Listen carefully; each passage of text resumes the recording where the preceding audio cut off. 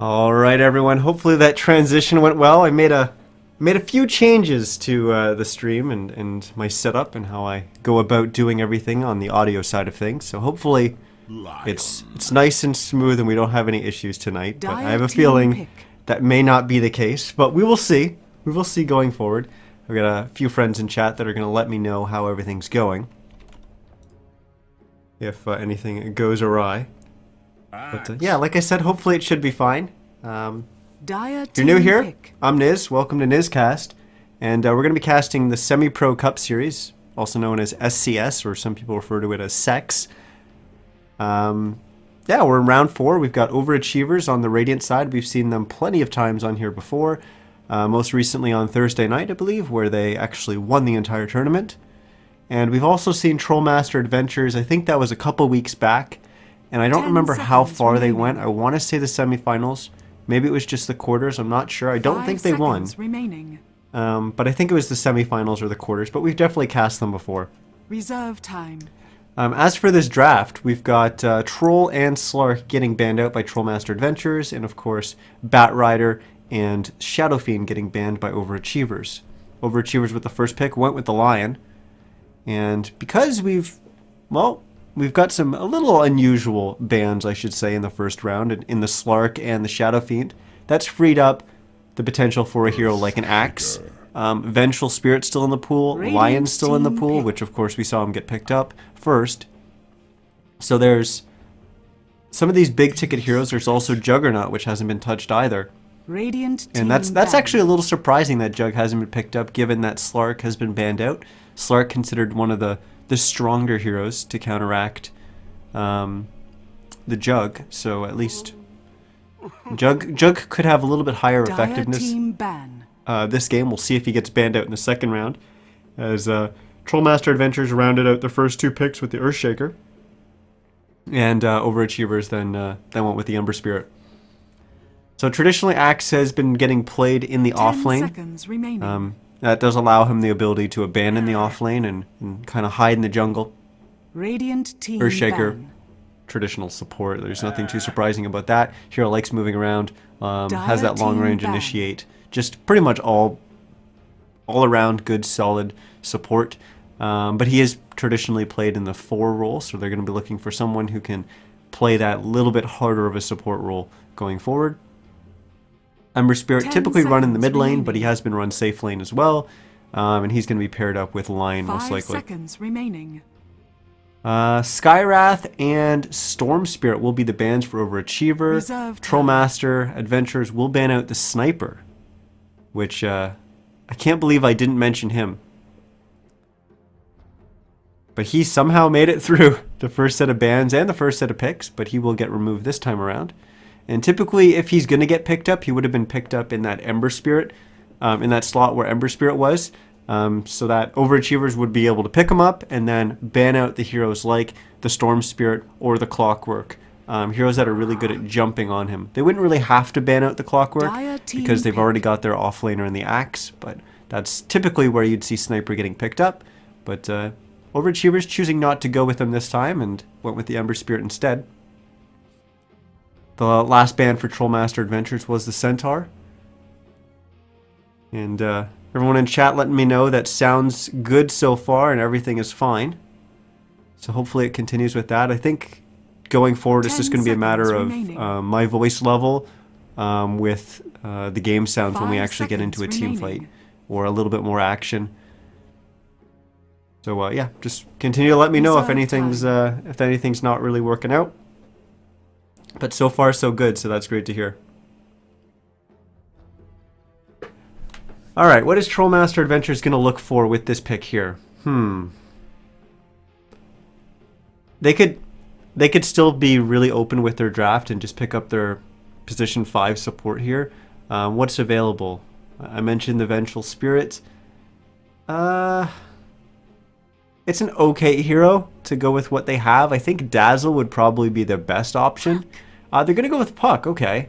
So that's interesting. Radiant team pick. And that makes you question whether that Axe is actually going to be in the off lane, or if it's going to be Puck in the off lane, or Puck in the mid lane. We'll have to see what their plans are. I think the most general or most basic lanes for those heroes thus far is going to be Axe in the off lane and Puck in the mid lane, with Earthshaker supporting the safe lane carry, which is yet to be determined. Team pick. Overachievers pick up a Clockwork, so that's typically going to be their offlaner. And Clock actually, he's rather safe in his ability to offlane against most supports, because he can just lay down his cogs and just basically walk away while they're not able to do anything. There's a few heroes that actually can stop him from doing so quite effectively. One is Rubik, because he can just lift him and toss him outside the cogs. 5 seconds remaining. Another one is Disruptor, because he can just glimpse him back when he tries to cogs and run away. And then the third, and there may be more than three, but the third is Earthshaker, because Clockwork lays down the cogs and he tries to destroy one of his cogs and runs away. Well, Earthshaker can just lay down the Fissure, and you can't destroy Fissure. 5 seconds remaining. So it is going to be a Clockwork going up against an Earthshaker, so he doesn't have the ability to play quite as aggressive as he would against most support heroes. But he's still a Clockwork. He can still cogs block the creeps in the off lane, and that'll allow him to bring the creep wave back, the creep equilibrium back towards his tier 1 tower, and allow him to get a little bit more XP and maybe some last hits as well. Well, we see both teams picking up their carries, so it's going to be a Dusa for Trollmaster Adventures, and what people largely consider, 10 seconds remaining, or for a while considered one of the strongest Dusa counters in the Animage, and that's what Overachievers is going to go with. Now, people have been kind of changing their perspective on that counter Radiant team in the AM being able to counter the Dusa, and people actually thinking that AM's actually not a counter to Dusa anymore, and that when you're playing a Dusa up against an Animage, well, you just go and fight in the mid game. You go and fight before the Animage comes online, because Dusa can still be strong. She's not ridiculous like she gets late game, but she still is pretty strong in the mid game, and you exploit the fact that that Animage has a slower build-up, I'd say, than the Dusa. But we'll have to see whether Trollmaster Adventures really tries to push that advantage. I think a lot of that's going to come on the back of how well the Axe is done early on and how well the Puck is done in the mid lane. That's probably going to be on the back of the supports trying to help those two really excel in the early game, but we'll have to see, and we're going to see the last support getting picked up here by Trollmaster Adventures, and it's going to be a Shadow Shaman. Shadow Shaman, he's actually... In terms of helping Axe or Puck in the early game do well, not really the best pick, but going forward he's going to be pretty strong, because he's going to give you tons of lockdown, which is great for both the Animage and the Ember Spirit. Last pick for Overachievers is Silencer, which I think is actually a fantastic pick. There's actually a lot of initiation coming out from Trollmaster Adventures, but when you can kind of split that in half, or just, I guess, counter initiate, because there's going to be one or two heroes jumping in, and as soon as that happens, if you throw out the global silence, all of a sudden Trollmaster Adventures isn't really going to be able to do much. They're going to have to ride out that silence and hope for the best. But we're in game now, and let's introduce the teams. So on the Radiant side, we're going to have Overachievers. Playing their Animage is going to be I Love You All. What a name. Playing the Clockwork is going to be Pig in a Bag. Playing the Ember Spirit is going to be Fear the Reaper. Playing that Silencer, which we just spoke about, is going to be Silencer. Playing the Silencer, yeah, is going to be Sulfu. And playing the Lion is going to be Frugas. She's starting with boots first on Lion. Nothing too surprising there, but a little bit noteworthy. On the Dire side, we have Trollmaster Adventurers. Playing their Puck is going to be Juthi. I think it's Juthi. I don't want to say it's Juthi. I think it's Juthi. Playing their Dusa is going to be Rakehill. Playing the Shadow Shaman, aka the Rasta, is going to be Nekri. Playing the Earthshaker is going to be... Because the O is capitalized here, I'm going to say it's Botter. Or, Boater. Boater. It's going to be Boater because the O is capitalized. Yeah. Boater. Sure. And playing the Axe is going to be Galanti. I didn't point out, but that Earthshaker also starting with a set of boots. And looks like we're going to have a battle here over the top rune, as Pig in a Bag's going to step up, lay down the cogs, and push back the Puck, who's going to jump right on in onto Fear the Reaper. And is it going to be... Yeah, it is going to be the Puck that's going to go down first. Will Fear the Reaper go down to Boater here as he's going to actively try and chase him down? Keep in mind, this Earthshaker does have boots. He just needs one more auto attack. He's actually going to have to be two now because of the regen coming out from the Tangos. But it looks like now he's going to have to try to run and get on out of there, or he's just going to go for the kill. Not going to work out for him. Nice cogs block there from Pig in a Bag, making sure the Earthshaker isn't going to be able to run away. But a quick 2 kills going in favor of OverAchievers. And, well, we got an interesting lane setup thus far as well. We've got an aggressive tri-lane coming out from OverAchievers. They're going to lane with the Clockwork, the Silencer, and the Lion, although the 2 supports are making a rotation now. In the mid lane, we've got the Ember Spirit up against the Puck. And in the bottom lane, we've got the Anti-Mage up against the Axe. And this is an interesting lane. I wouldn't figure that Anti-Mage would do very well in this lane. So interesting that OverAchievers choosing to go with this. I have a feeling that the Anti-Mage is going to struggle quite a bit, but we see the supports actually making a rotation down right now, and Frugos actually just actively pinged out that Axe. He is going to get revealed by this Observer Ward, so they are going to know he's down here. And wow, we had another kill in the mid lane as Fear the Reaper got a solo kill on Juthi, or Juthi. I don't know, we'll have to figure out how to pronounce that as we go forward. I think I'm just going to probably go with one. Just going to pick one and go with it. Here we go, Frugos now in the bottom lane is going to push that Axe back and give the Anti-Mage just a little bit more space. And it's a little interesting that the supports chose to go up in the top lane, looking like they were going to aggro. Maybe they were trying to force a rotation out, or maybe they were just trying to get these 2 wards down. And they did just that. So helping Pig in a Bag already in the early game.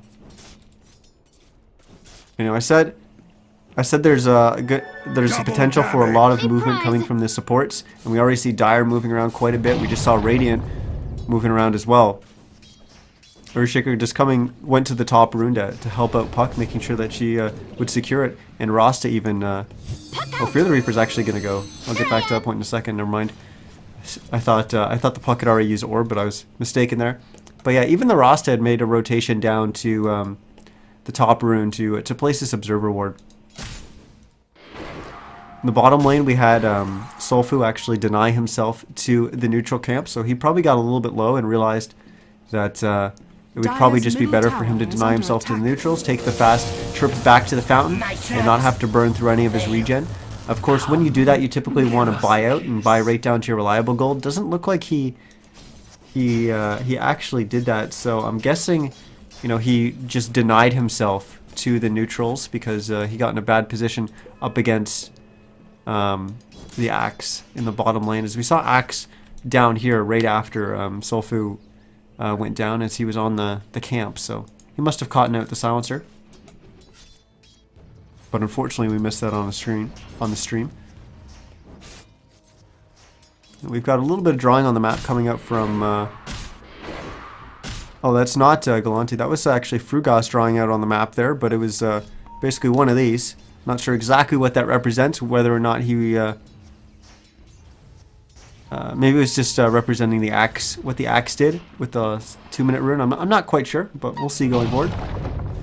Earthshaker just being a pain in this mid lane as he's using Fissure to block off that next creep wave. But Fear the Reaper doesn't give a damn as he's just going to go on the aggressive. He's going to go after this Puck, and right after the face, he's going to get the kill. Will he be able to get out of the way before the tower gets the kill? He's going to get the bottle charges off, and he's going to be fine.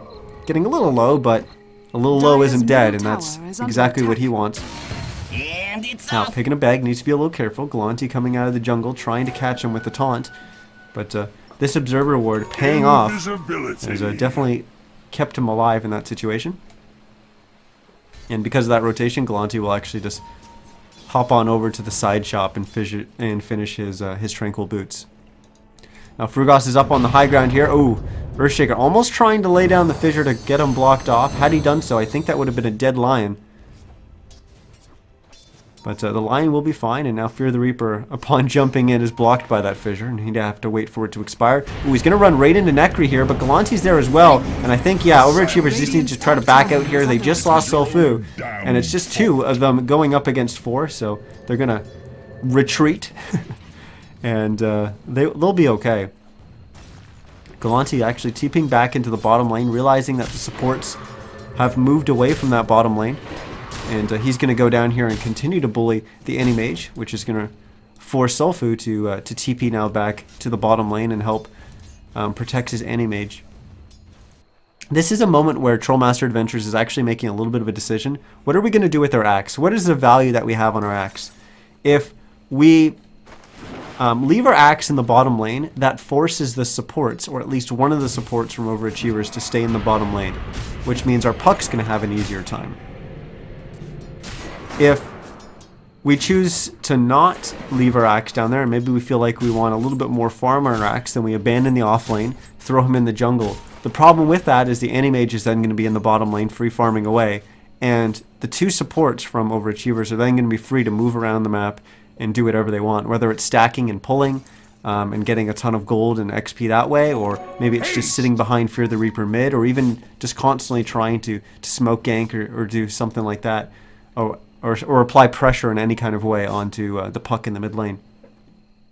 So it's just a matter of how Trollmaster Adventures would like to go forward with this game, what kind of approach they'd like to choose. And that's kind of all decided with where they're going to put that axe. Looks like they're going to put him in the jungle for the most part, and just kind of rotate him down to the bottom lane once the supports have moved away to basically bring them right back. So he's going to be...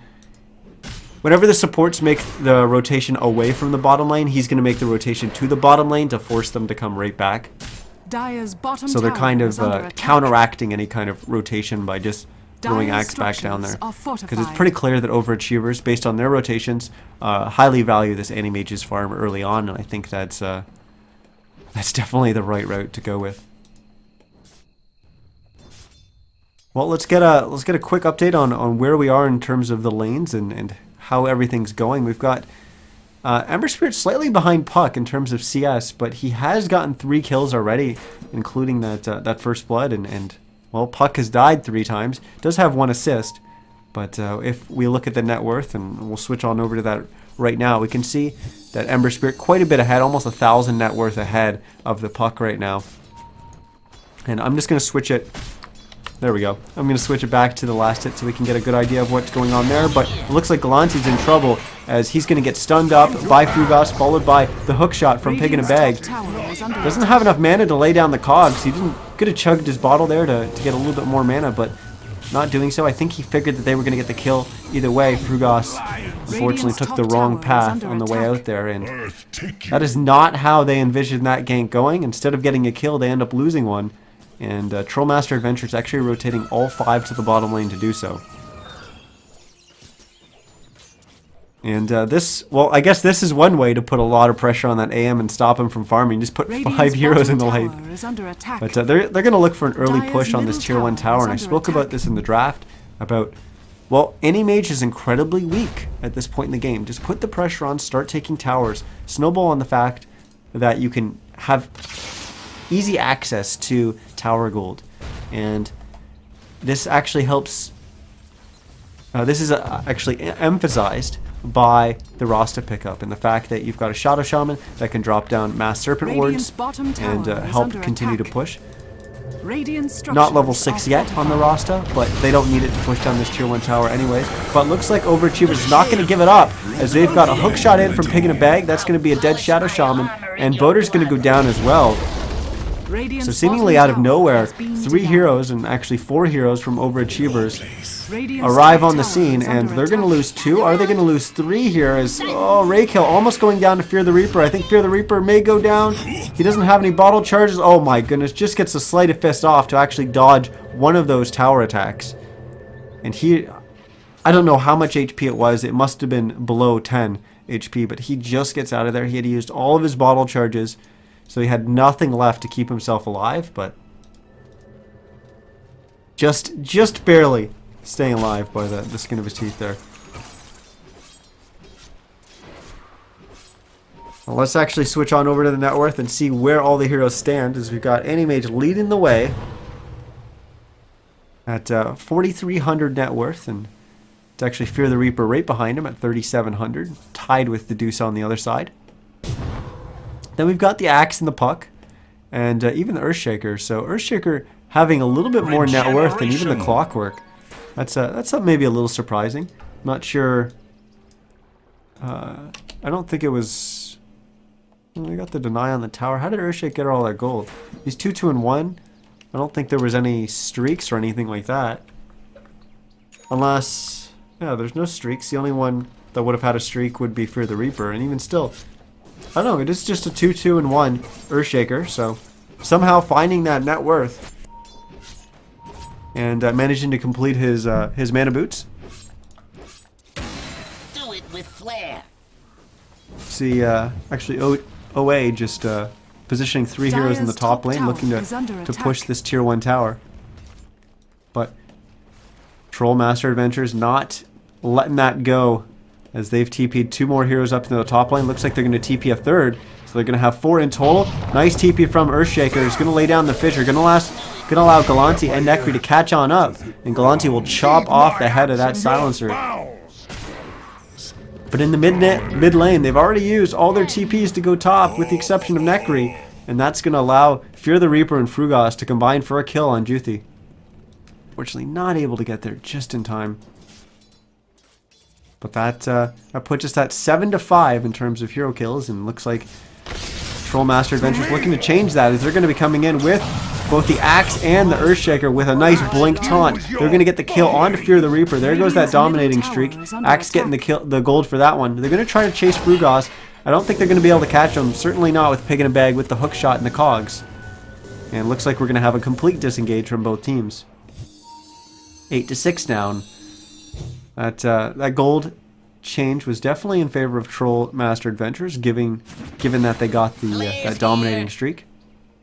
But immediately after Galanti picking up the Blink Dagger, he's already having an impact on the game, jumping in and getting that nice taunt off onto Fear the Reaper, allowing them to get the kill. Anytime there's any like little exchanges like that, though, it does prevent Troll Master Adventures from having pushed a tower. You know, when they're fighting over little things all over the map, that's great if they're, you know, getting a couple kills and getting a little bit of extra gold in their pocket. The problem is while all that's going on, you've got this guy, I Love You All, sitting there in the jungle, farming away on the Anti-Mage. And that's what you want to do. You just want to hold on as long as you can while your Anti-Mage just keeps farming and getting fatter and fatter. And it's just a matter of kind of delaying the game, lasting long enough. But oh, we're going to have the tier 1 tower go down there. Nice deny from Frugos. It is going to cost Pig in a Bag his life, and I think Frugos is going to go down here as well, as he's just gotten taunted up by Galanti. And they're going to lose 2 for that tower deny. I don't know if that was worth it.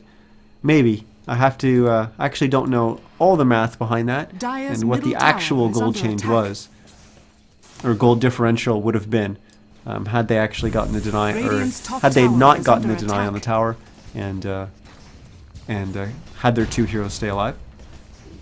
But the fact that they did lose those 2 heroes, that's going to allow Troll Master Adventures to push this tier 2, and with the Mass Serpent Wards getting laid down, OverAchievers is definitely not going to look to try and to take this fight, as they're just going to sit back and farm, as Fear the Reapers was doing a little farming in the mid lane and now retreating back to the jungle to do so, and I Love You All has been farming in the bottom lane. But once again, this Axe TPing to the bottom lane and forcing the Anti-Mage out of that lane and forcing him to go into the jungle, which we see is actually, most of them are already dead. So he's going to have to wait for them to respawn, and they just do at the 14-minute mark. Got the 2 supports for Troll Master Adventures, making a rotation around, trying to come in behind someone in the top lane, but no one's going to be up there. Certainly not past the creep wave, unless they thought they saw someone sneak in behind or whatever. I'm not sure. Maybe they're just drawing that being their escape route out of the position that they had just put themselves in. And the reason they were there, to put this Observer Ward. And that's an observer reward that actually really helps you push this tier 1 tower. It gives you a lot of vision of all the stuff going on in this area. And that's, I'd say, probably one of the scariest positions. That tells you where the majority of the enemy team is looking to engage onto you. The other position that you really want to see is in this kind of area, and that's why we see one of the wards getting placed around here very commonly. Another position's kind of up here, which we see is actually being used by Overachievers with a sentry ward, making sure that there's no observer ward there to facilitate a push. And what this kind of observer ward does is, if you place it in the right spot, you can actually see down into the trees here. So you can see if anyone's sitting in there waiting to engage. And you can also see down to here, which is kind of the waiting area to engage onto the enemy team. Radiant's middle tower is under attack. But Trollmaster Adventures placing in a little bit of a different spot, giving them a little bit different knowledge, but still kind of supporting them as they make this push to the tier 1 tower, and they've managed to just basically walk up to the tower, drop mass serpent wards, and they should be able to get that tower uncontested. But Galante wants more as he blinks forward, gets the taunt off onto Solfu, and with a little bit of help from the puck, they take him down. Meanwhile, in the top lane, Animage was farming away. The puck TP's on up, doesn't quite get the silence off, and that's going to allow I Love You All to just blink away. They do get the deny on the tower, though, so that's a little bit of gold that they denied from not only Overachievers, but more specifically Animage. Dire's bottom tower is under attack. And now we had Galante blinking forward, trying to get the taunt off, missing onto Frugas, I believe, but Pig in the Bag's going to hook shot in, and this is going to be one dead axe. Notice the fissure, how basically we had the cogs placed, and the fissure was almost over top. I'll actually get to that in a second. Looks like we've got more action going as Fear the Reaper is not letting them get out of here unscathed, as he's already picked off Necri, and looks like Juthi's going to go down as well. But going back to those cogs, we had the cogs placed, and notice the fissure was placed almost directly over. And that wasn't him just trying to stun up the clockwork, as of course the majority of the damage coming out from the clockwork is going to be battery assault. You can't fissure to stop that. What he was probably trying to do with the fissure is, on top of the cogs, he was trying to, because fissure takes up space, trying to push his ally, the axe, out the right side of the cogs and push the clock out the left side to kind of split them, and that would have allowed axe to kind of get away, or maybe just sit in here and then blink or something like that. But unfortunately didn't work out for him, didn't quite position the fissure just right. And I actually think if you're trying to make that play and the cogs are like this, you've got to be more up in this position rather than in this position, because it's got to be kind of a diagonal. I'm not 100% sure on that, but that's kind of my understanding of it. But either way, we've got Overachievers continuing to farm up, and Trollmaster Adventures putting a lot of pressure. Pretty much anywhere they try to farm that's a little bit greedy, they're always appearing on the scene and just forcing Overachievers back and saying, you know, no, stay on your side of the map, go farm in your jungle or something like that, because you're not going to be farming anywhere near our tier 2 tower. Like, when you've got someone farming up here almost near your tier 2 tower, you've got to do something to force them back. One of the ways of doing that is saying, you know what, if they're going to try to farm like that and they're going to stay spread out, well, we're just going to smoke, gank, pick one of them off. And if we get one or maybe even more, that's going to be open up an opportunity for us to continue to push and take another tower. Frugas in an interesting position here, and it's actually going to pop the smoke, and they think that someone's at the easy camp. They're going to check right now. It was actually just pinged out that Frugas could have been in there, but no one actually checked. Dire's middle tower, and now they're just going to back away. They're a little uneasy of the fact that their smoke gank was just popped and they're not sure where the hero is. Maybe they thought it could have potentially been an invis or something like that. Notice they dropped the sentry ward immediately. They're going to hop into the Roche pit, and they do so right when there was an illusion there. And they just dropped the mass serpent wards, so they're kind of committed to this.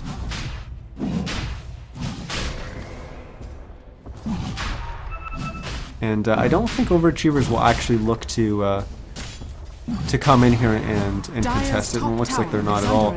But once those mass serpent wards are down, Trollmaster Adventures are pretty much committed to the fight, and you don't really expect them to be backing away. And that's going to allow them to get the Roche. Dire's And meanwhile, structures are fortified. OverAchievers taking full advantage of the fact that there was definitely a call there. They realized that they were going to be going for Roche, and they said, "You know what, guys? We're not going to go defend. We're not going to go, we're not going to go contest that Roche. We're just going to take the time to farm up." And everyone took a pretty offensive or greedy farming position and got as much gold as they could out of the situation. Speaking of gold, let's see where we are in terms of each team. And well, Trollmaster Adventures only ahead by about Dire's 500 bottom gold. tower is under And we switch it attack. over to XP, and it's actually OverAchievers ahead by just over 3,000. It's coming a little bit down. But this game pretty damn close. And you know, with how fast an Animage can farm and how strong he is late game, especially going up against Adusa, you have to question, maybe Trollmaster Adventures needs to be a little bit further ahead.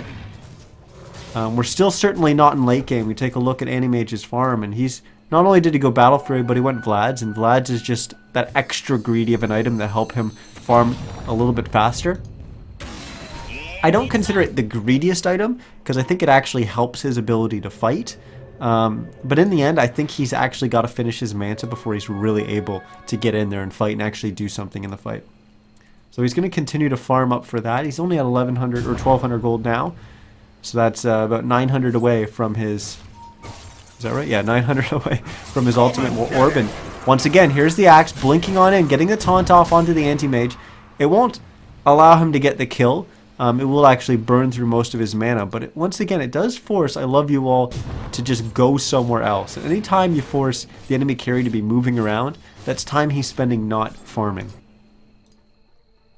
Well, Trollmaster Adventures, the other four heroes on their side are definitely not farming, as they've smoked up, and they're going to try to find someone. They're going to find Sulfu, and, well, he's going to use... Wow, he's actually going to use Global Silence and try to TP away, and he's just barely going to survive. Dire's bottom tower Holy. is under attack. To be honest, once that Global Silence came out, I thought he had essentially just wasted it. I Dire's thought he was going to middle die tower before is under the attack.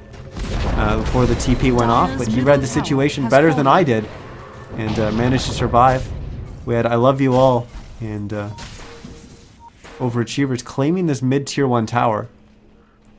So playing a little bit of a rat style and abusing the fact that Trollmaster Adventures are trying to stay together as a team and try to get things done as a team. And well, you can do that. You can try to get a pick off on someone like our Silencer or something like that. But if you're just trying to pick off one, while the other four are probably doing something at the same time.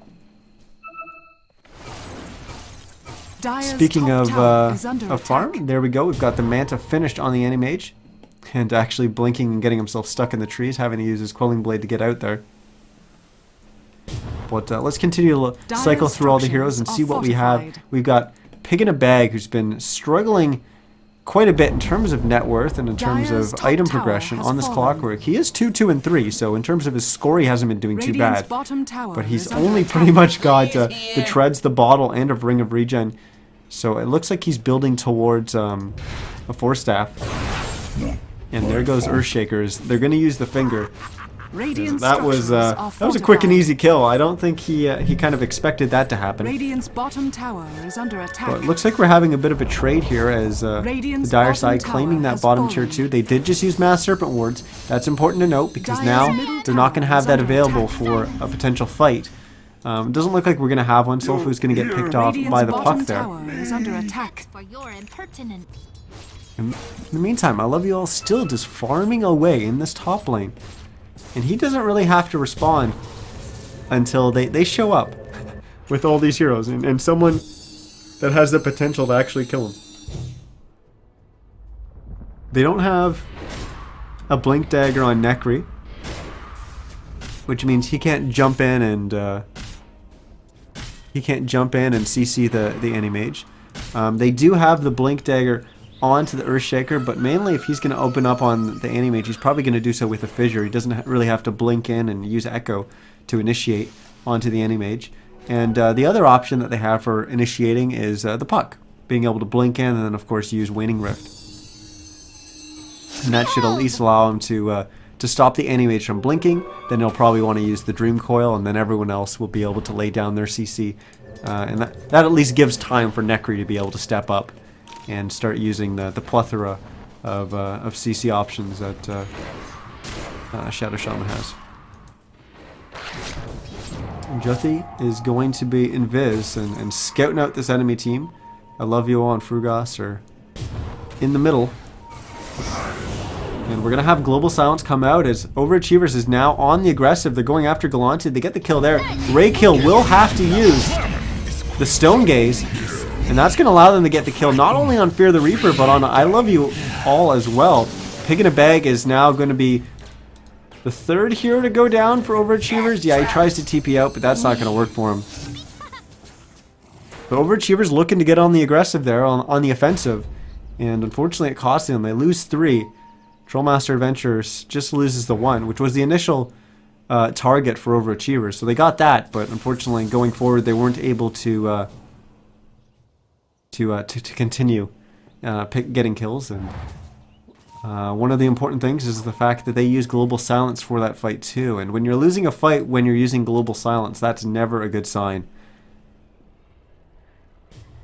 Nakri will check Roche Pit, I think. Okay, no, he wasn't actually checking Roche. I was going to say, the team should know that that Roche can't be up for at least another 2 minutes. They shouldn't think that he's up. And what he was actually doing is, we've got a gem on the Shadow Shaman. He's making a rotation in here so that he could see if there was a ward up there for the Radiant side. Having just picked up that gem, you can see he's constantly moving around looking for these Observer wards. Does he know that OverAchievers only has 1 on the map and it's all the way up here? Chances are he's not going to back to that spot in quite some time, so he's not going to be able to pick to find that Observer ward anytime soon. But still has about 4 minutes left on that Observer ward, so he may actually get it. And here we go, another engage. I Love You All has been CC'd up, but looks like he is going to be able to blink away. We're going to lose the Earthshaker and the Clockwork. They're going to basically trade their lives for each other.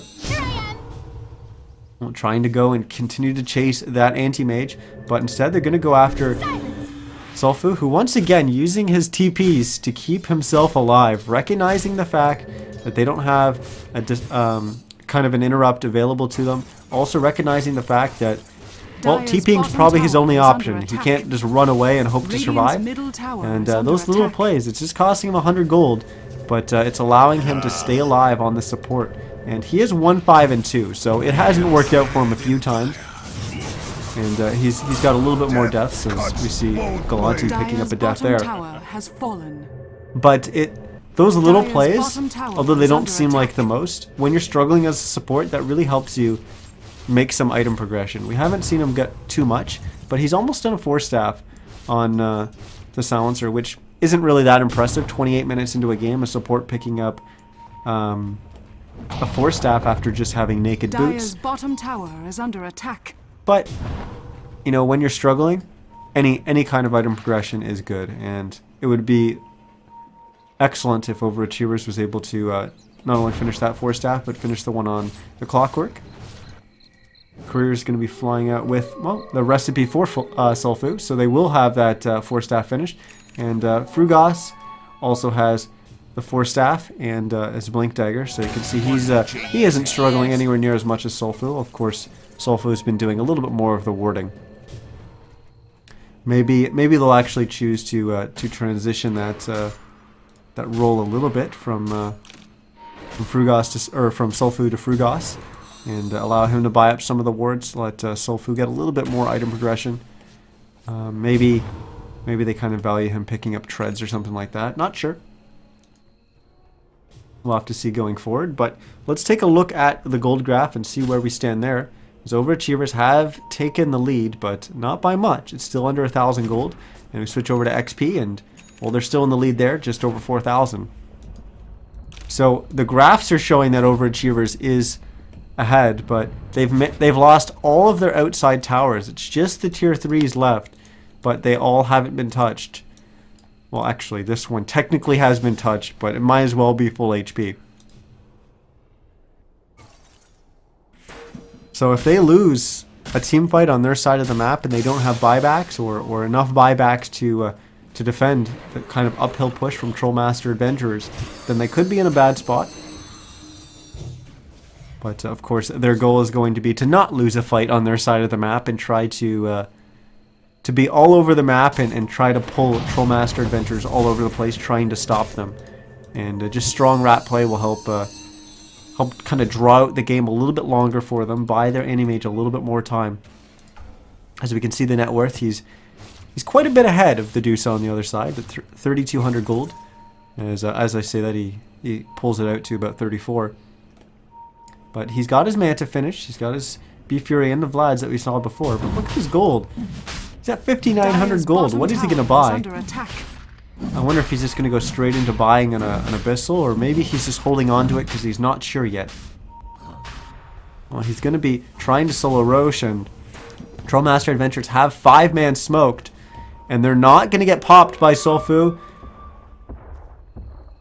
The Anti-Mage was smart enough to blink away. And now they're going to choose to go into the Roche pit. They are going to lay down the Mass Serpent Wards. And they're actually going to back away. They're not going to go on the Roshan. Instead, they're going to go for the kill on Pig in a Bag. And now they're going to go right back to those Mass Serpent Wards and get the kill on Roche. Maybe a little bit, getting a little bit ahead of themselves with dropping those Mass Serpent Wards. But it will work out for them. And it's not an Abyssal.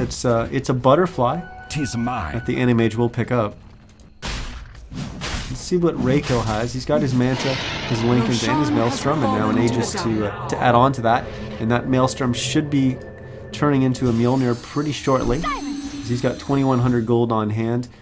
Only 600 of it is reliable, so it should be coming out rather soon. We'll have to see if he chooses to actually complete the Mjolnir, or maybe hold on to his gold to make a better decision later on. You have to think that Butterfly could be an option. I think Scotty would be a terrific option as well. Butterfly forces the Anti-Mage to get an MKB. Which, honestly, this game I don't think would be that bad for the Anti-Mage to get the MKB. His next item pickup, and I was thinking that it would be this item pickup, but it's going to be his next item pickup now. He's going to have to make that decision on whether he goes for an Abyssal, whether he goes for an MKB, whether he goes for maybe even a BKB. We'll have to see. But that's... I want to say that's going to be a little while before he has to make that decision, but it is an Anti-Mage. This hero farms so damn fast. So I'm actually going to bring up a chart that we don't normally look at, but he's at 664 gold per minute is what he's farming at right now, which is almost, well, it's actually over 100 gold more per minute he's getting than the Dusa. And that just shows how fast an Anti-Mage can farm. He's considered a hyper farmer for a reason. Galanti farming up there, maybe a little bit too aggressive, as he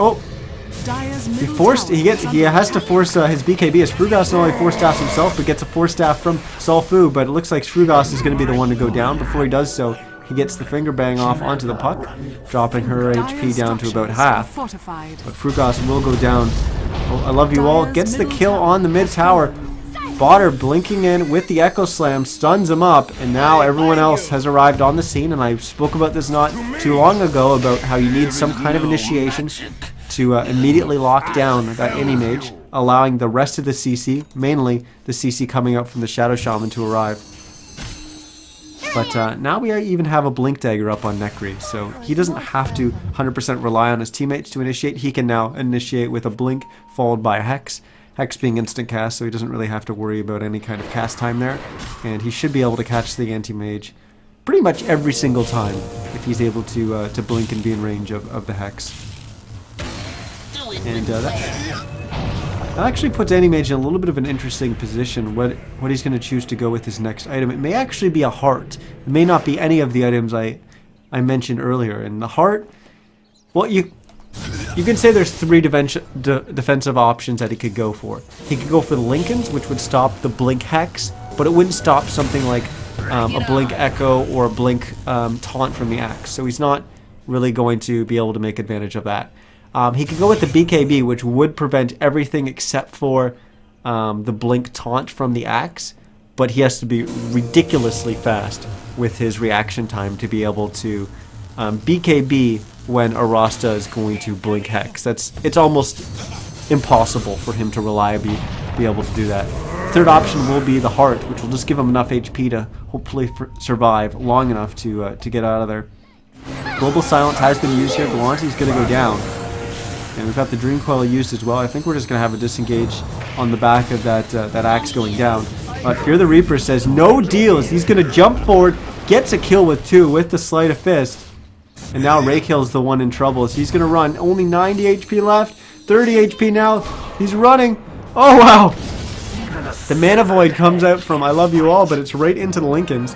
And we're going to have him respawning in just a second with that Aegis. But he has no chance of getting out of there, and he'll take his second death. And we've got 4 dead for Trollmaster Adventures. And it just kind of came off of a little bit of a sloppy engagement. You could tell I was talking about other things, and all of a sudden the kind of engagement happened, and it was incredibly sloppy. And just didn't really work out for Trollmaster Adventures. They lose 4, and that under attack.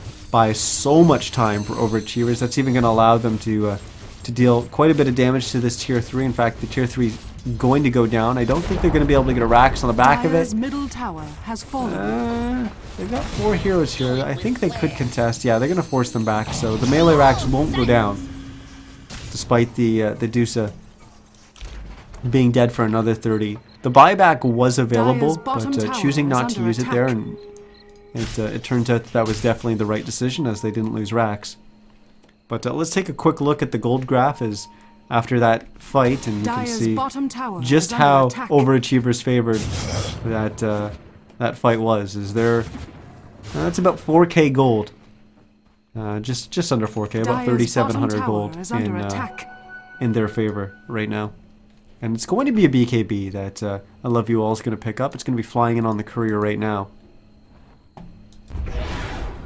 But it's another 5-man smoke for Trollmaster's Adventures, as they're going to push out and try to get a pick off. Looks like it's going to be Boder.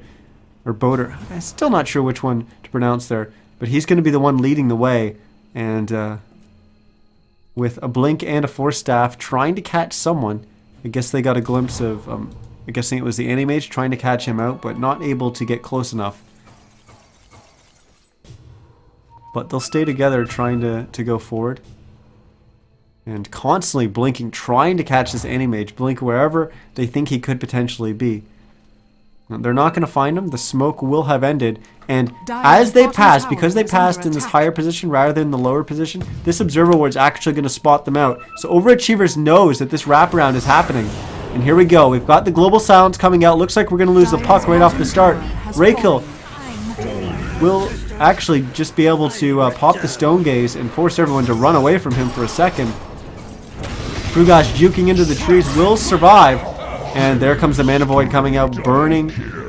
After burning all the mana from the Dusa, she'll go down, and it's going to be a 4-for-1. Galante's going to be the only one on Trollmaster Adventures that will get out of there alive. He does have the gem. But now you have to expect Overachievers to not only push down this bottom tier 3 tower and claim a set of racks, but that mid set of racks is still exposed. So they could be looking at 2 sets of racks going forward. And they're actually not even going to push the tier 3 in the bottom lane first, as I Love You All is just going to go after that mid racks. And that's definitely the right decision. He's going to take down the melee racks now and go after the range racks as well. And now I imagine he'll join his team in the bottom lane and take down that tier 3. Dire's bottom tower is under attack. And well, he's actually attacking the range racks, not the melee racks, and they may actually have to back before the melee goes down. Never mind. Still, Trollmaster Adventures not choosing to use that buyback on the Dusa. And, well, looks like they're going to get a kill here onto Fear the Reaper. Never mind. Pig in a Bag's going to jump forward with the hook shot and interrupt any kind of CC that was being laid down. The Puck and the Shadow Shaman are going to lose their life because of that. Earthshaker's going to go down here as well. And we may be watching the end of the game here, as it's just Galante and Raykill that are left alive. Good game, well played, will come out from Trollmaster Adventures, and it is going to be Overachievers advancing to the next round. Like I said, this was round 4. We have 1 extra round tonight because of the number of teams that signed up, so we're going to have 7 rounds of total. So that means Overachievers advancing to round 5 are actually in the quarterfinals. We'll be, of course, following them through to the quarterfinals, and whichever team manages to win that game will be following into the semis, and we'll continue on that path all the way to the finals until we eventually have a winner. But thanks everyone for joining me for this game. Hopefully you'll stick around for the games to come. Once again, I'm Niz. This is NizCast. Yeah, make sure you follow on twitch.tv/NizCast. You can also follow on Twitter and YouTube. Both of those are NizCast. YouTube, of course, is where I upload all the VODs. They're typically up about 24 hours or maybe a little bit less after the games are played. So you can come check those out. And Twitter, I let you know about what I'm casting and everything I'm doing with the stream. But yeah, I'm going to throw it to some music, and we'll wait for the next lobby to be hosted. But hopefully we'll be back with you just shortly. Once again, I'm Niz, and thanks everyone for watching.